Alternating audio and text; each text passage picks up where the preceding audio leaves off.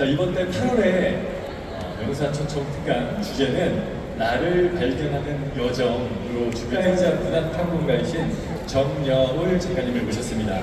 문학과 심리, 예술을 넘나드는 깊이 있는 통찰로 많은 독자들의 사랑을 받고 계시는데요. 번역과 강연, 그리고 다양한 저술 활동을 통해 우리에게 문학의 즐거움과 삶의 지혜를 전하고 있습니다. 자, 오늘 강연 주제는요, 정여울의 번역, 마침내 끝까지 읽는 데미안이라는 주제로 고전을 새로운 시선으로 만나보는 뜻깊은 시간 준비했습니다. 자, 그럼 정여울 작가님 무대 위로 올라오실 때 큰 박수로 맞아주시기 바랍니다. 정여울 작가님 모시겠습니다. 안녕하세요. 반갑습니다. 오늘 여러분과 함께 데미안, 정여울의 번역을 만나는 헤르만 헤세의 데미안 이렇게 이야기 나누게 돼서 너무 반갑고요. 또 이렇게 멋진 코엑스 별만한 도서관에서 많은 독자님들과 함께 정말 제가 너무 좋아하는 장소에서 이렇게 강의하게 돼서 더 감사하고 또 행복한 마음입니다. 이렇게 더운데 와주셔서 너무 감사하고요. 오늘은 약간 평소와 다르게 제목을 좀 더 경쾌하게 지어봤어요. 제가 데미안 강의할 때 아주 심각하고 진지하게 하는 편인데요. 오늘은 조금 경쾌하게 세상에서 가장 쉬운 데미안 읽기라는 주제로 한번 만들어봤습니다.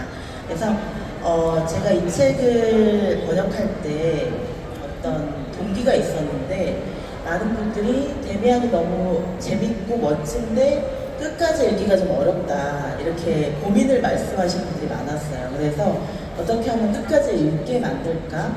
그러면 한국어로 자연스러운 데미안을 번역해야겠다는 생각을 많이 하게 됐어요. 그래서 어떻게 하면 한국어로 읽었을 때 가장 자연스럽고 그리고 한국인이 좋아하는 데미안으로 만들까를 가장 염두에 두고 썼거든요.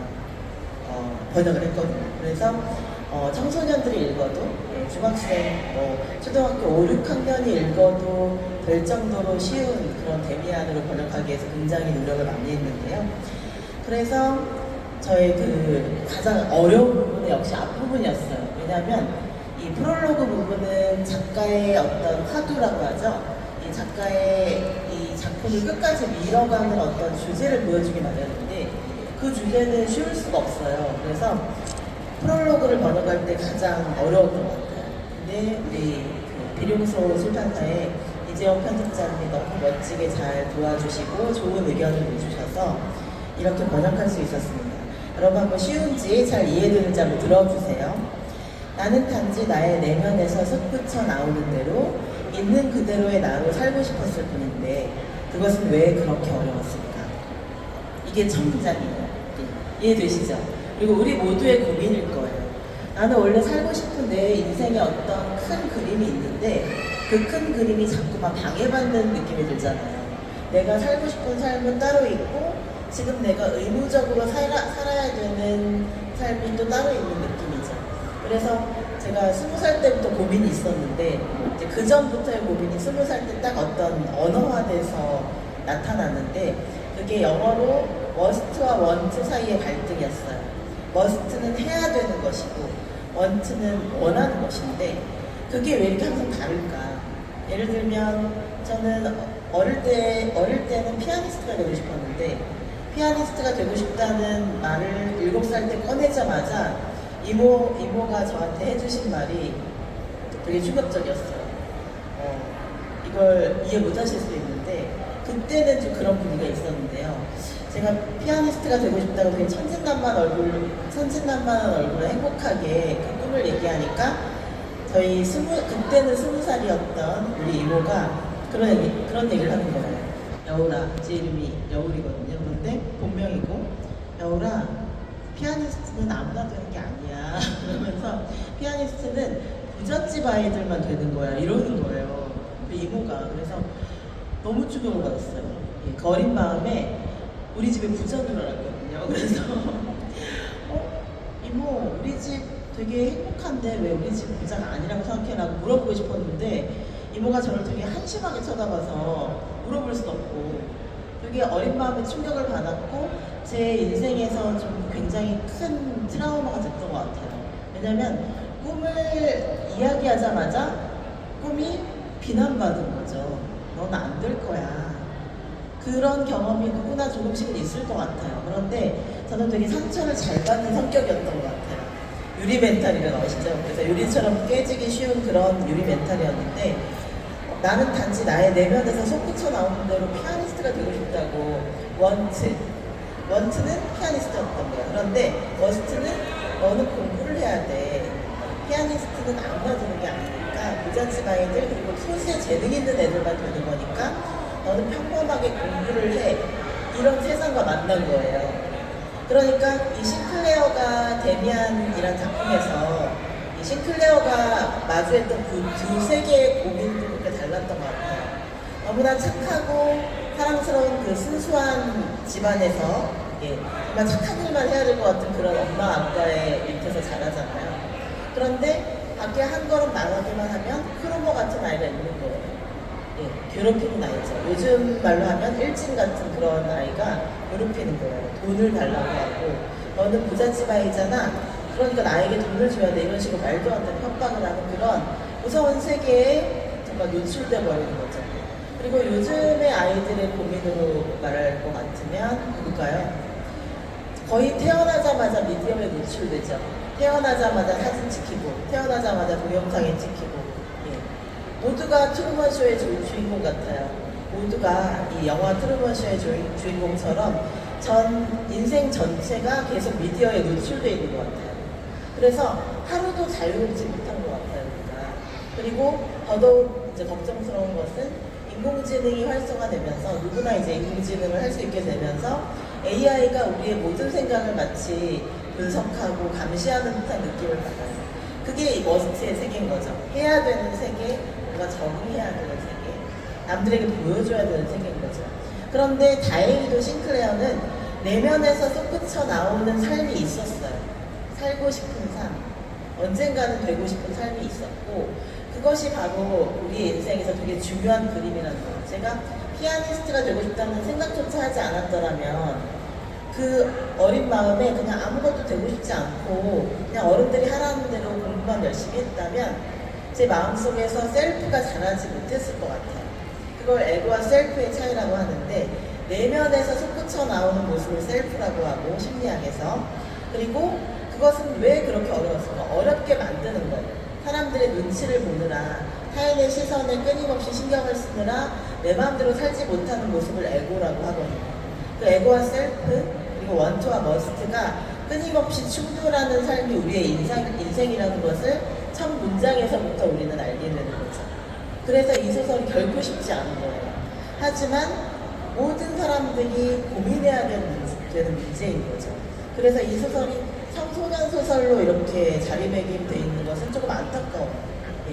오히려 어른들이 더 많이 읽었으면 좋겠거든요. 그래서 청소년 때 읽고 그때 난 이해했다고 생각하고 그 다음에 안 읽으시는 분들도 많아요. 그런데 사실은 데미안이 정말 말을 걸어오는 순간은 우리가 가장 힘들 때 우리가 인생에서 가장 큰 당황을 하고 있을 때 그리고 내 인생이 어떻게 될지 정말 전혀 모를 때 그 큰 고민 속에서 좋은 작품은 끝없이 우리의 셀프를 자극한다고 생각해요. 그래서 여러분 마음속에 아직 살지 못한 삶이 무엇인지 unlived life라고 하는데 이 살지 못한 삶이라는 건 융심리학에서 제가 알게 된 것인데 칼 융이요.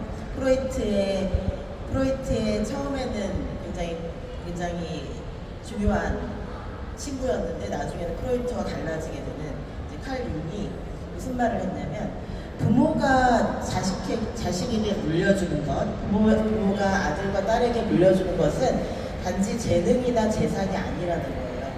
부모가 자식에게 물려주는 것은 살지 못한 삶이라는 거죠. 이거 가슴에 좀 와닿으세요?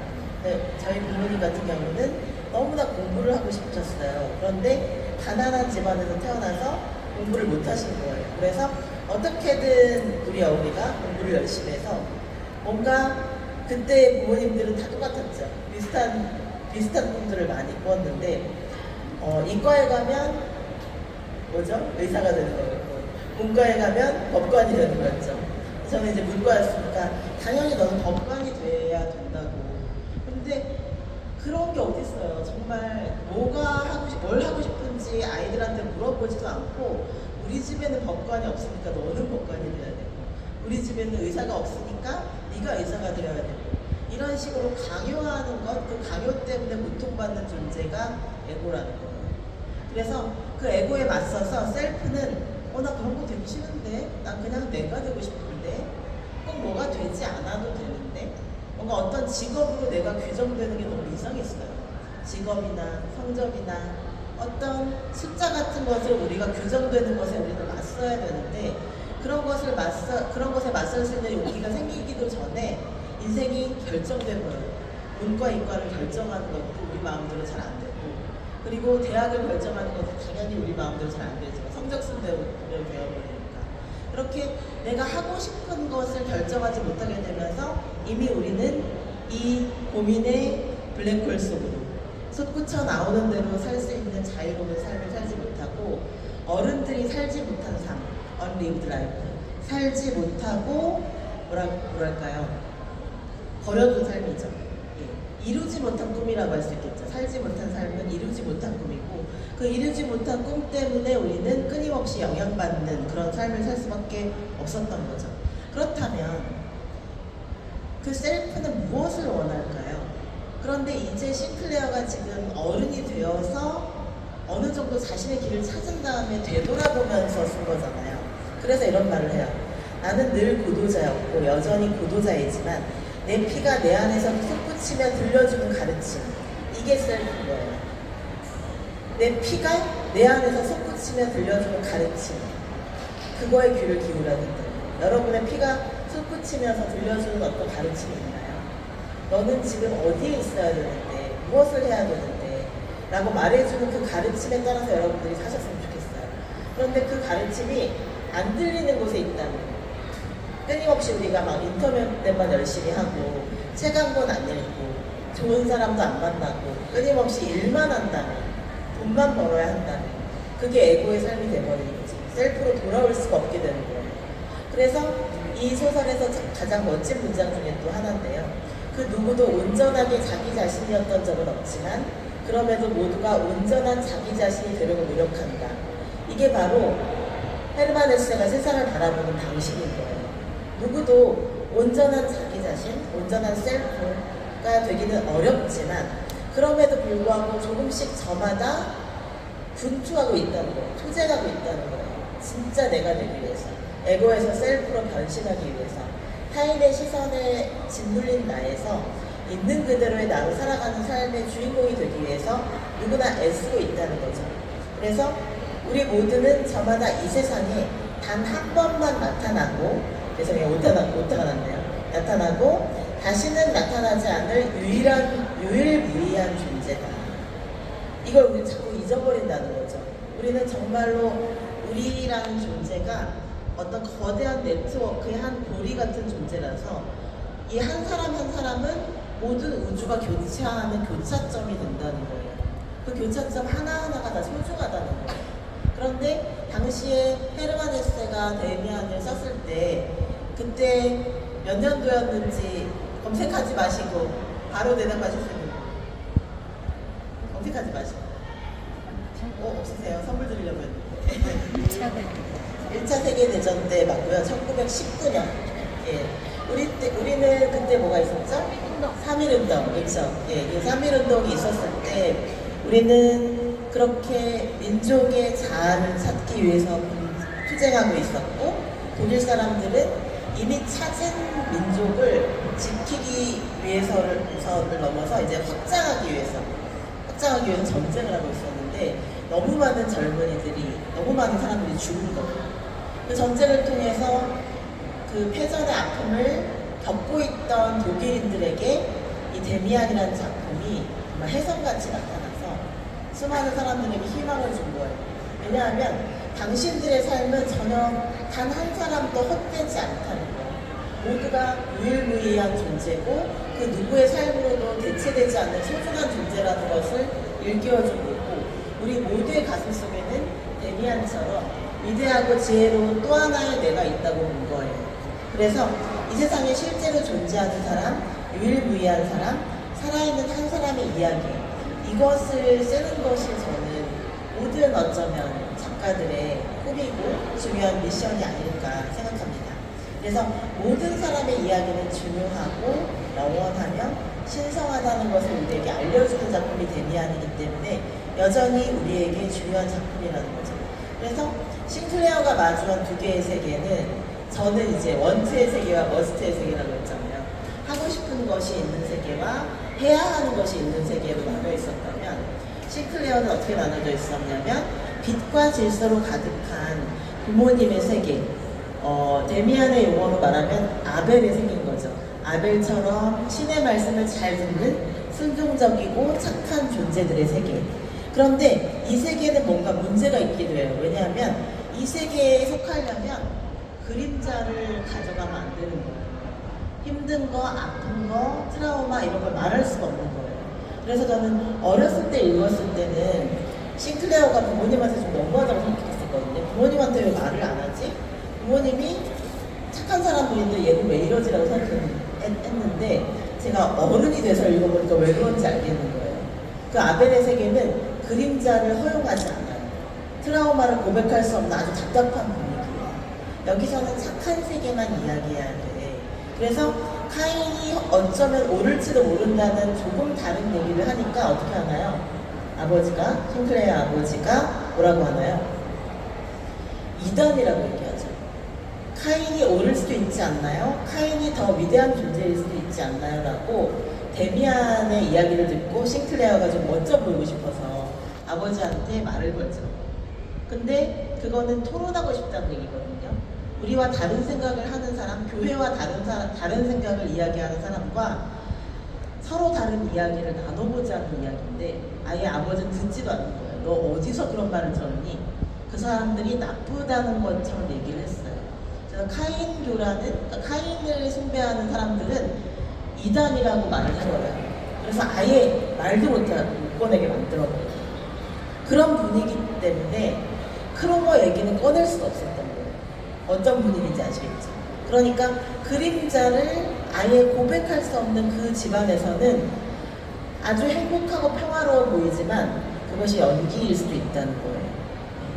그걸 페르소나라고 해요. 심리학에서는 페르소나라고 하는데 영어로는 퍼소나라고 하죠. 그 페르소나가 뭐냐면 연기, 가면이라는 뜻이에요.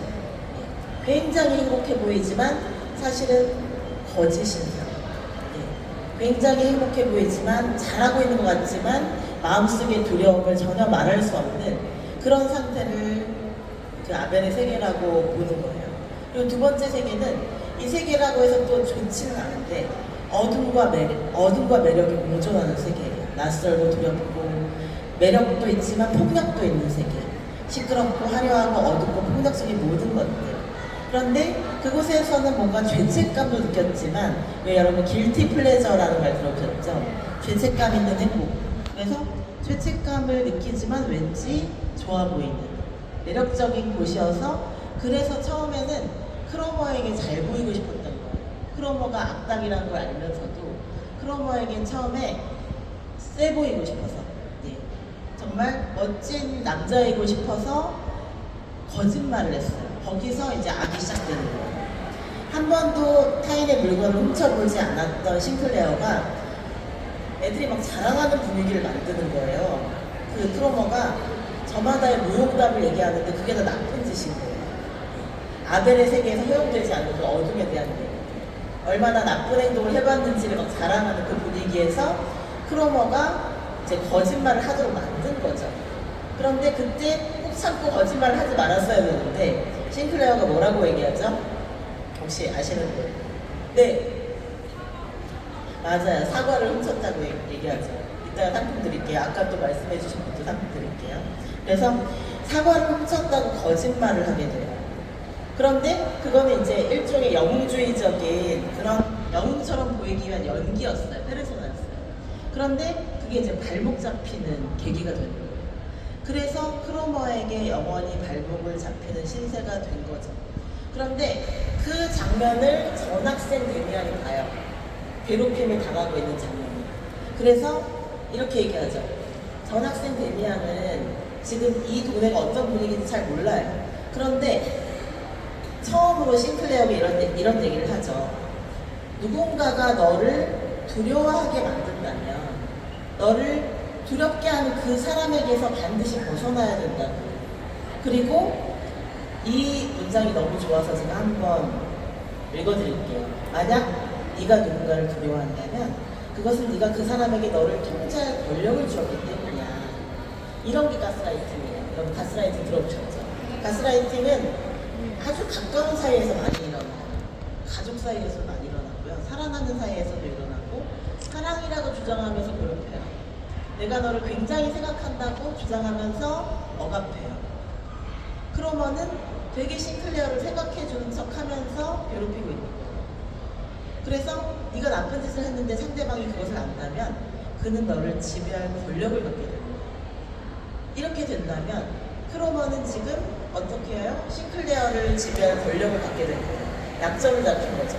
그래서 왜 사람들은 카인의 카인의 표식이라고 하는데 이 카인의 징표를 왜 두려워하냐면 용기와 개성을 지닌 사람들, 이게 제가 가장 좋아하는 문장 중에 하나인데요. 여기 한번 같이 우리 소리내서 한번 읽어볼까요? 용기와 개성 보이시나요?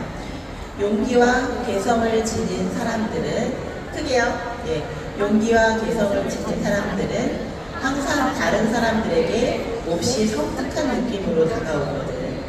사람들은 항상 자신에게 편하고 자기를 장담할 수 있는 것을 원하게 마련입니다.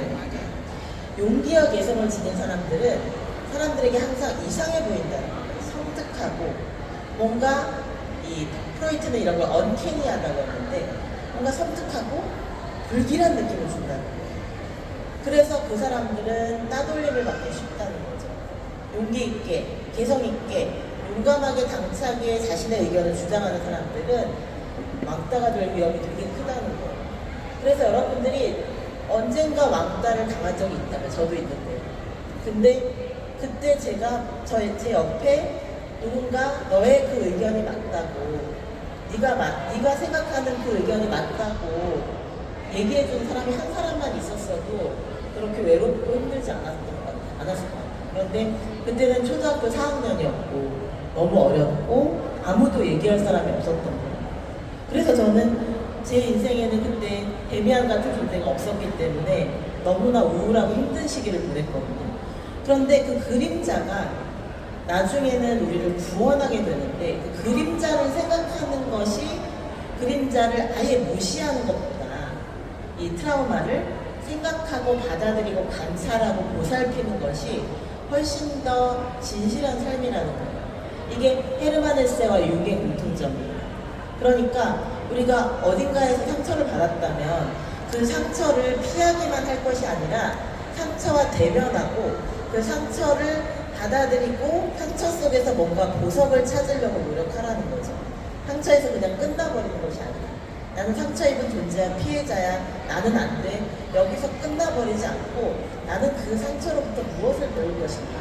누군가가 이런 말을 해준다면 이 너에게 두려움을 준 사람이 너를 향해 권력을 행사하고 있는 거야. 이 말을 해줄 수 있다면, 그런 사람이 있다면 우리는 다시 시작할 수 있는 용기를 얻게 된다는 거죠. 그래서 크로머 때문에 벌벌 떨고 있었다는, 여러분 생각해보세요. 누군가가 밖에서 휘파람을 불어요. 근데 그 휘파람을 불면 나가야 되는 거예요. 그게 크로머예요. 크로머가 휘파람을 불면 어디서든 돈을 준비해서 나가야 돼요.